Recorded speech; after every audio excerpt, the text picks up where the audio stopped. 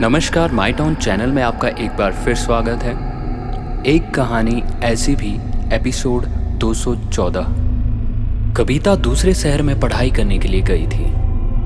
College campus में ही 3 hostel थे। Hostel में वैसे तो हर कमरा 2 लोगों के लिए था, लेकिन ऊपर और नीचे के फ्लोर में कोने के कमरे सिंगल बेड के थे। ऊपर के फ्लोर पर सीढ़ियों के बगल में कोने का एक कमरा कविता को मिला। अपनी मम्मी के साथ मिलकर उसने अपने सामान को सेट किया। सब सामान सेट करके उसकी मम्मी वापस घर के लिए निकल गई। कमरे में कविता अपने पलंग पर लेटी हुई थी। उसके कमरे में कोई खिड़की तो नहीं थी, लेकिन 2 दरवाजे थे।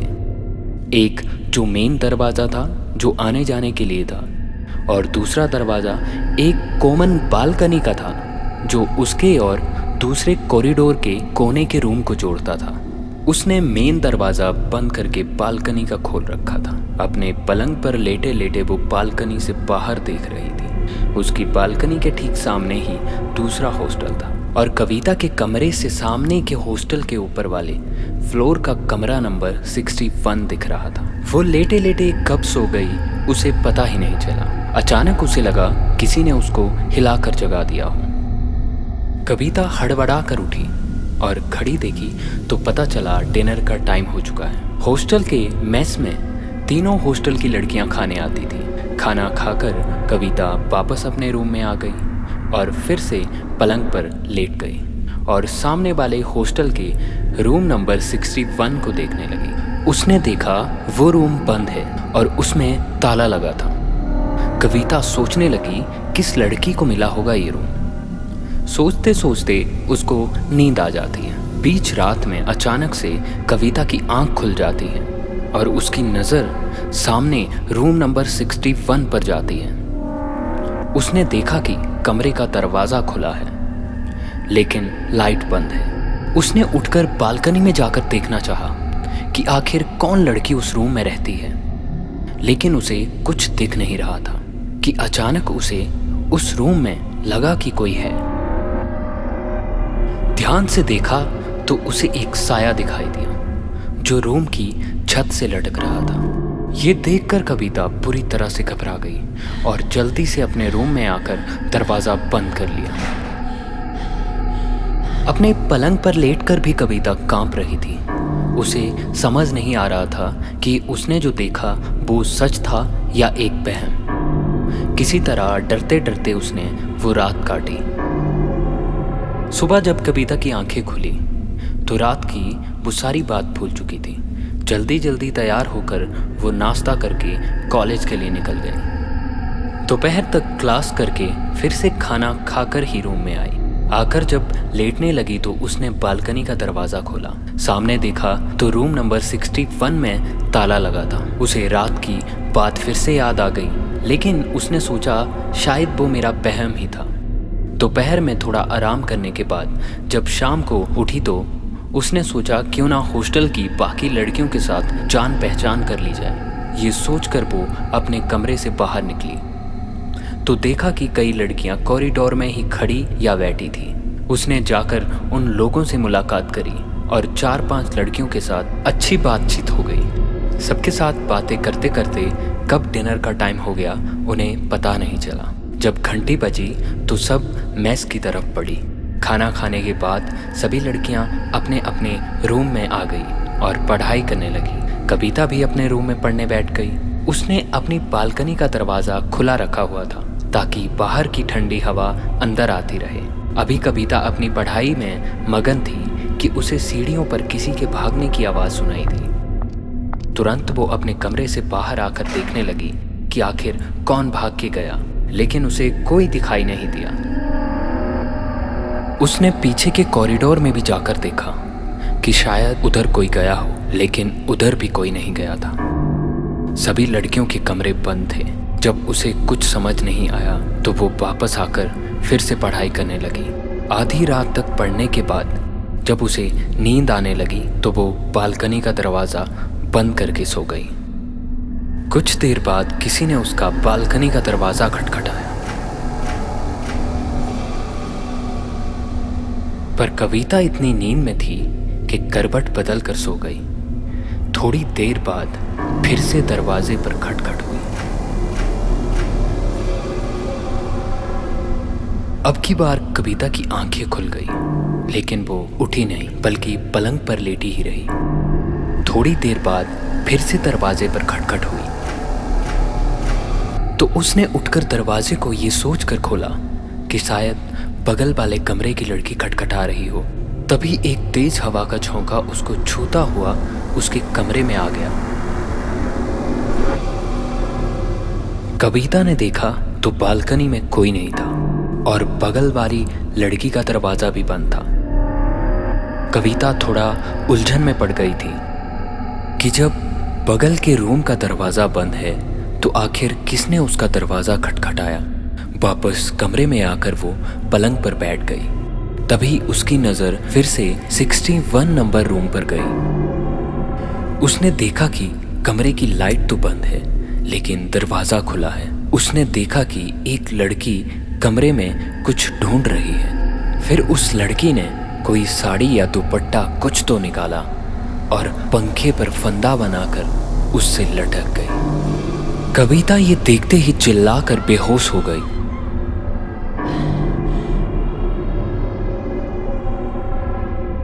जब होश आया तो उसने देखा कि बगल वाले रूम की लड़की और जो उसकी शाम को सहेलियां बनी थी वो और हॉस्टल की इंचार्ज उसके रूम में थी। कविता के होश आते ही इंचार्ज शालिनी ने पूछा, कैसा लग रहा है? अब तुम ठीक तो हो ना? दीदी, वो सामने वाले रूम में एक लड़की ने फांसी लगा ली है, कहते हुए कविता बालकनी की तरफ इशारा करते हुए उठने लगी। उतने में वहां खड़ी असीमा ने बताया, लेकिन उस रूम में तो कोई रहता ही नहीं है और उसमें ताला लगा है। कविता फिर से बोली, नहीं दीदी, कल रात भी और अभी भी मैंने देखा था एक लड़की जो पंखे से लटक रही थी। इतने में असीमा ने कविता की गलत फहमी को दूर करने के लिए उस कमरे की तरफ टॉर्च से लाइट करते हुए कहा, देखो कोई नहीं है वहाँ, देखो लगा है ना ताला उस कमरे में, शायद तुमने कोई सपना देखा होगा। थोड़ा कंफ्यूज होते हुए कविता ने धीरे से गर्दन हिलाकर शायद बोला। असीमा ने कहा, चलो अच्छा, अब तुम सो जाओ, कोई परेशानी हो तो मुझे आवाज़ देना, बगल में ही तो मेरा कमरा है, तुरंत आ जाऊंगी। इंचार्ज शालिनी ने भी कहा, हाँ कविता, अब तुम आराम करो, कहो तो किसी लड़की को तुम्हारे साथ रात को रुकवा दूं?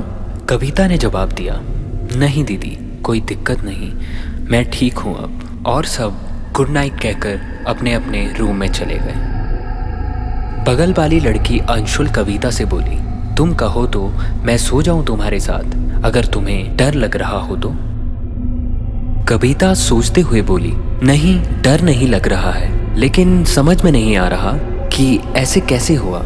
कल भी मैंने उस रूम का दरवाज़ा खुला देखा था और आज भी, और दोनों दिन किसी को फांसी पर झूलते देखा था मैंने। ये सुनते ही अंशुला बोली, हो सकता है वो तुम्हारा वहम हो, क्योंकि मैंने तो उस कमरे को खुला नहीं देखा अभी तक। कविता ने कहा, खैर छोड़ो, अब तुम भी जाकर सो जाओ क्योंकि सुबह कॉलेज भी जाना है। दूसरे दिन कॉलेज में कविता की दोस्ती एक अनु नाम की लड़की से हुई जो उसके सामने वाले हॉस्टल में रहती थी।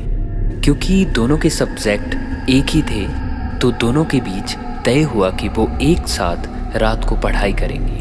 3 दिन कविता के रूम में और 3 दिन अनु के रूम में। रात में खाने के बाद अनु कविता के रूम में पढ़ने के लिए आ गई। दोनों देर रात तक पढ़ती रही। फिर 12 बजे के आसपास अनु अपने हॉस्टल के लिए चली गई। कविता अपनी बालकनी से खड़ी होकर उसे देखने लगी। जब अनु अपने हॉस्टल पहुंच गई तो कविता अपने कमरे में आने के लिए मुड़ी तो उसकी नज़र फिर से 61 नंबर रूम पर गई। उसकी आंखें फटी की फटी रह गई क्योंकि आज फिर वो कमरा खुला हुआ था और एक लड़की पंखे से झूल रही थी। कविता ने तुरंत अंशुला का दरवाज़ा खटखटाया। अंशुला ने दरवाज़ा खोला और कविता ने बिना 61 नंबर रूम की तरफ देखे इशारा किया। अंशुला ने पूछा, क्या है वहाँ कविता? कविता ने डरते हुए जवाब दिया, वो 61 नंबर रूम में देखो, कोई पंखे से लटक रहा है, देखो। अंशुला ने कहा, लेकिन वहाँ तो कोई नहीं है और कमरा भी बंद है। अरे ठीक से देखो। ये कहते हुए कविता ने मुड़कर 61 नंबर रूम की तरफ देखा और बोला, लेकिन ये तो अभी खुला हुआ था।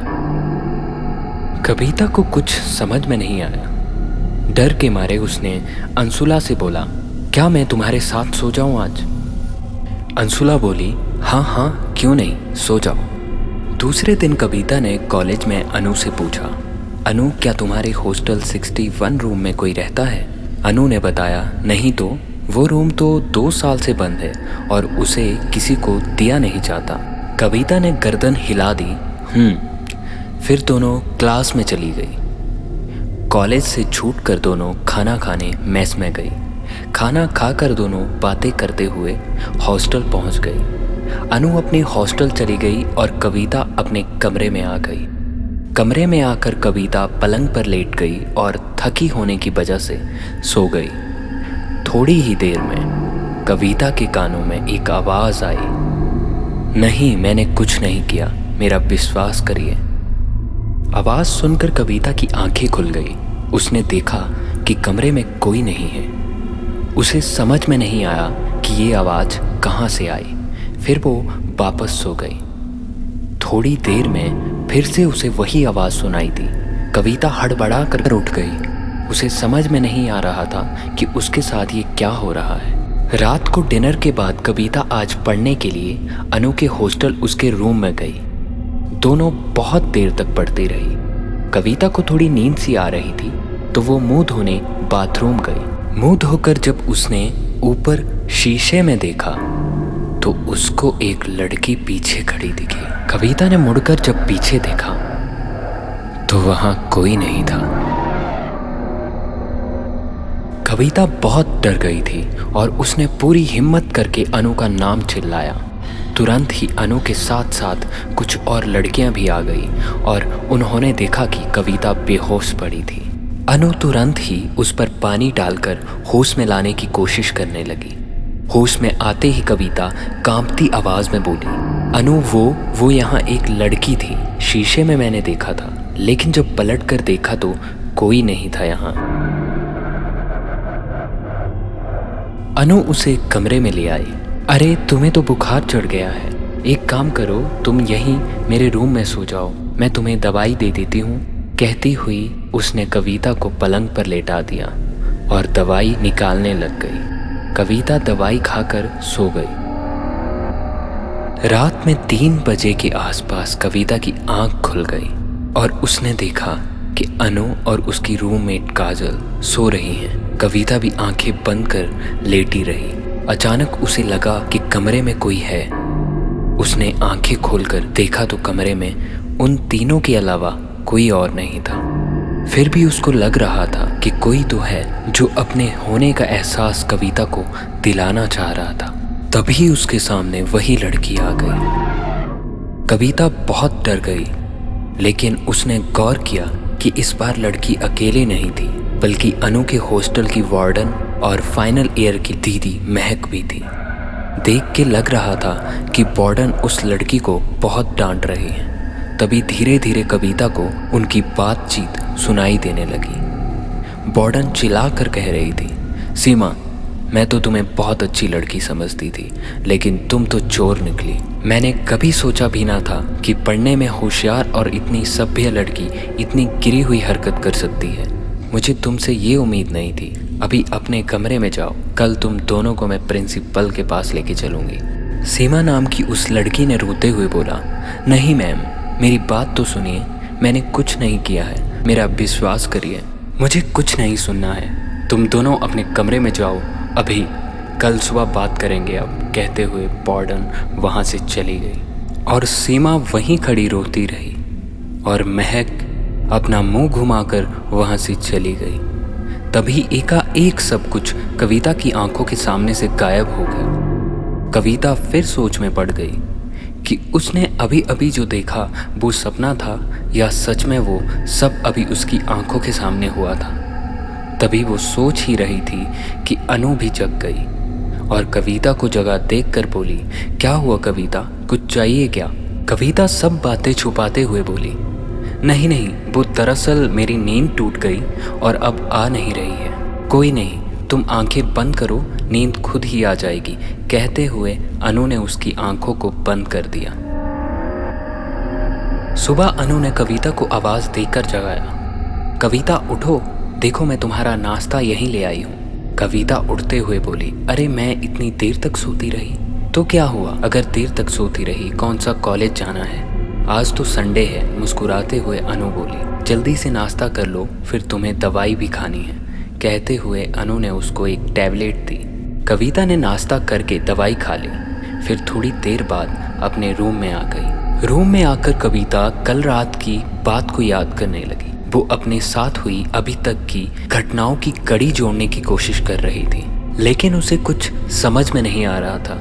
रात में खाना खाकर कविता अनु के रूम में सीधे चली गई। 12 बजे तक तीनों पढ़ती रही। फिर काजल तो सो गई। थोड़ी देर और पढ़कर अनु और कविता भी सो गई। करीब रात 3 बजे कविता की नींद अपने आप टूट गई। फिर से उसको सीमा दिखाई देती है। सीमा के साथ साथ महक और बॉर्डन भी हैं, और ये तीनों प्रिंसिपल ऑफिस में थे।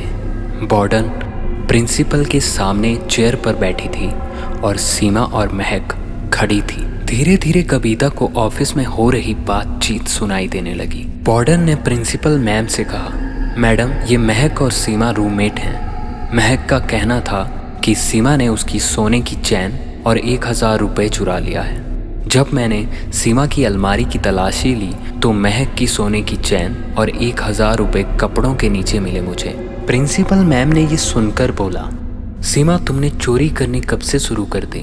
तुम तो इतनी अच्छी लड़की हो, अभी तक का तुम्हारा पढ़ाई का भी रिकॉर्ड बहुत अच्छा है। हाफ ईयरली एग्ज़ाम में भी तुमने टॉप किया है कॉलेज में।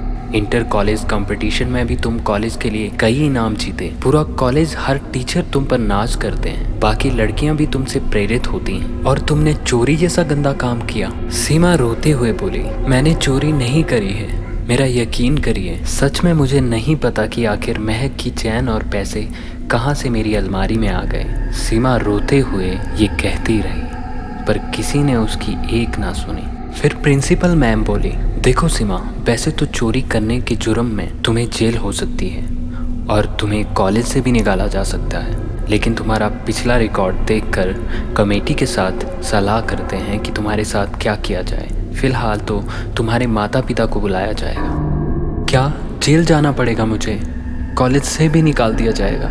नहीं मैम, ऐसा मत करिए, मैंने कुछ नहीं किया है, मैं बेकसूर हूँ, मेरा विश्वास करिए। मैम प्लीज़ मेरे मम्मी पापा को मत बुलाइए। सीमा रोते रोते बोले जा रही थी। प्रिंसिपल मैम ने सीमा की हर बात को अनसुना करते हुए कहा, सीमा और महक तुम दोनों अभी हॉस्टल जाओ, मैं कमेटी की मीटिंग बुला रही हूँ।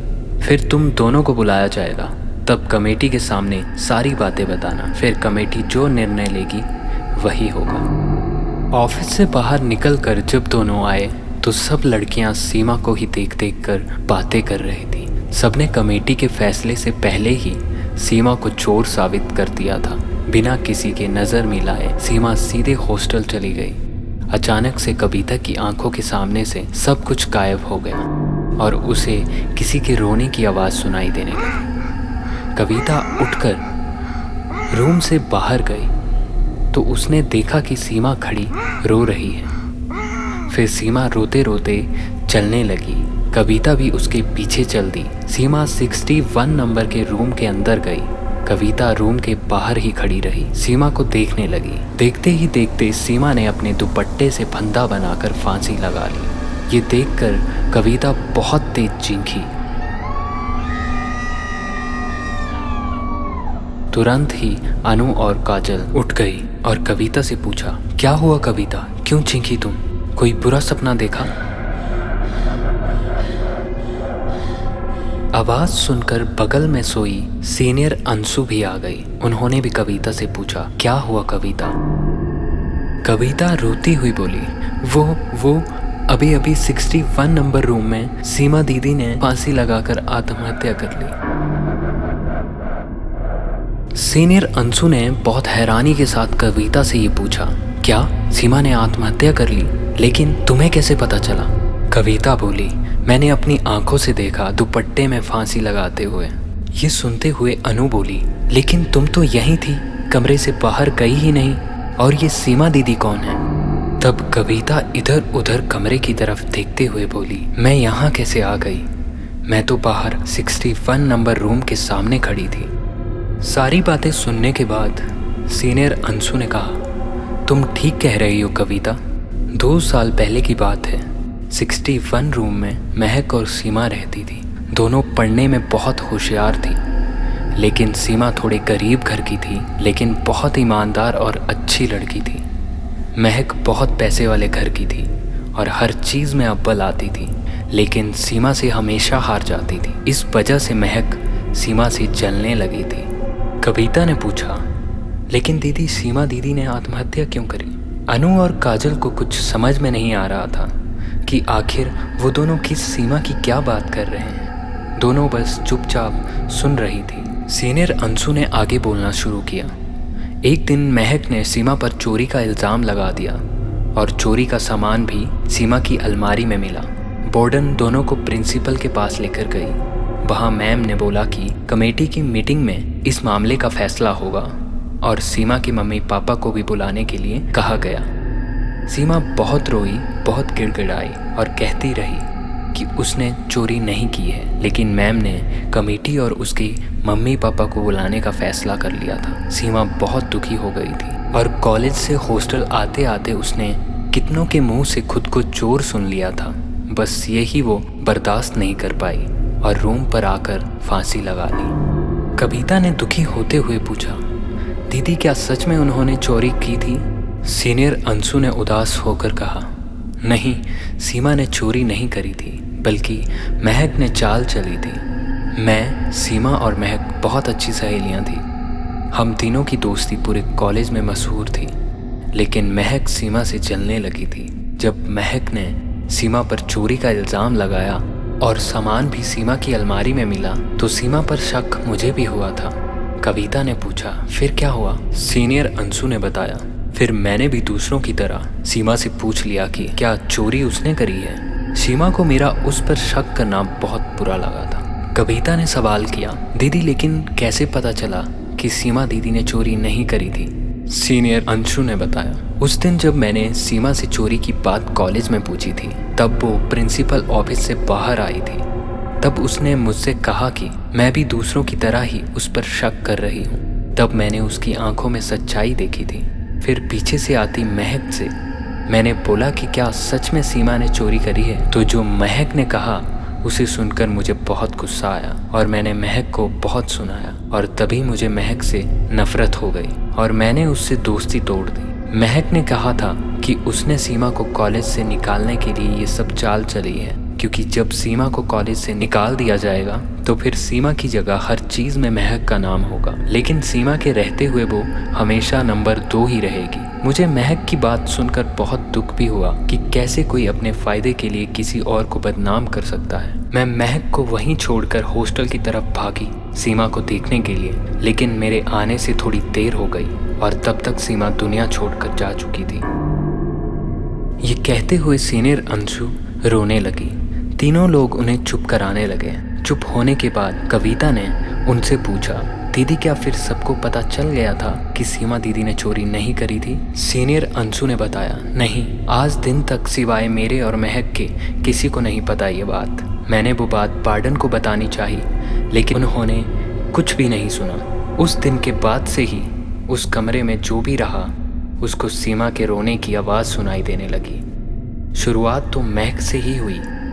उसे रात में सीमा की रोने की आवाज़ सुनाई देती थी और फिर उसे सीमा पंखे से लटकती हुई दिखाई देती थी। ऐसा हर रात उसे लगता था, इसीलिए उसने अपना रूम बदल लिया। लेकिन जो भी उस रूम में रहा उसके साथ भी वो सब हुआ। इस वजह से उस रूम को बंद कर दिया गया और अब किसी को नहीं दिया जाता है। कविता ने बोला, दीदी मुझे लगता है कि सीमा दीदी की आत्मा चाहती है सबको पता चले कि वो इल्ज़ाम उन पर लगा है वो झूठा था, तभी उनकी आत्मा भटक रही है और सबको दिखती है। सीनियर अंशु ने कहा, तुम ठीक कह रही हो कविता। तभी मुझे सीमा हमेशा रोते हुए दिखाई देती है, कभी बाथरूम में तो कभी कॉरिडोर में तो कभी मेरे रूम के बाहर। शायद कह रही हो कि मैं सबको सच्चाई बता दूं। कविता ने बोला, हम कल ही प्रिंसिपल के पास जाकर बातें बताएंगे। बात करते करते सुबह हो गई। तय हुआ कि नाश्ता करने के बाद कविता और सीनियर अंशु प्रिंसिपल ऑफिस जाएंगी। तैयार होकर सब कॉलेज पहुंचे। पता चला कि प्रिंसिपल मैम अभी आई नहीं है। थोड़ी देर इंतजार करने के बाद वो आ गई। सीनियर अंशु ने उनके चपरासी से बोला कि वो मिलना चाहती हैं। थोड़ी देर रुकने के बाद प्रिंसिपल मैम ने बुला लिया। अंदर पहुंचकर दोनों ने मैम को विश किया और मैम का इशारा मिलने पर बैठ गई। प्रिंसिपल मैम ने बोला, हाँ बताओ अंशु, क्या बात है। अंशु ने कविता की तरफ इशारा करते हुए बोला, मैम वो ये फर्स्ट ईयर की कविता है, कुछ बात बताना चाहती है। प्रिंसिपल ने कविता की तरफ देखकर बोला, हाँ कविता बताओ, क्या कहना चाहती हो। कविता ने अभी तक अपने साथ हुई सारी घटना बता दी। मैम बड़ी हैरानी से कविता की तरफ देखती रही और सोच रही थी कि ये तो अभी नई नई आई है, इसको कैसे पता चला ये सब। सीनियर अंशु ने मैम से कहा, मैम मैं भी कुछ बताना चाहती हूँ जो इसी बात से जुड़ी है। सारी सच्चाई प्रिंसिपल को सीनियर अंशु ने बता दी। प्रिंसिपल ने सब बातें सुनी और उन्हें बहुत गुस्सा आया। तुरंत ही उन्होंने कमेटी की मीटिंग बुलाई और महक को भी बुलाया। सारी सच्चाई अब सामने आ गई थी और महक ने भी अपना गुनाह कबूल कर लिया था।